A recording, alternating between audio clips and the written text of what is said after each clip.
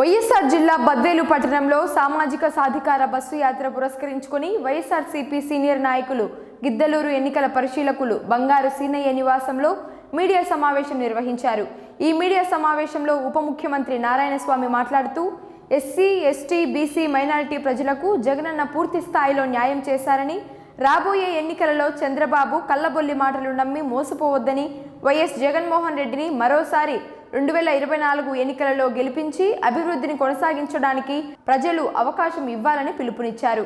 ఈ కార్యక్రమంలో MLA doctor Sudha, MLC DC Govindareddy, Kadapa mayor Suresh Babu, BC Sagara corporation chairman Ganugapenta Ramanamma మరియు మైనార్టీ నాయకులు, ఎస్సీ, ఎస్టీ, బీసీ నాయకులు పాల్గొన్నారు. జగనన్న ప్రభుత్వము ఎంతో ఆదరణ ఇచ్చి మనకి రాజకీయంగా కూడా ఎన్నికలు అయిన వెంటనే 19 ఎన్నికలు అయిన వెంటనే 4 ఉప మంత్రి పదవులు ఎస్సీ, ఎస్టీ, బీసీ, మైనార్టీలకు ఇవ్వడమే కాకుండా నవరత్నాలు ఇచ్చి పేదవాళ్ళందరూ చదువుకునేదానికి వచ్చారు. పేదవాడు బాగుపడుతున్నాడు, పేదవాడికి ఇల్లు ఇస్తున్నారు, పేదవాళ్ళకి ఇల్లు కట్టిస్తున్నారు.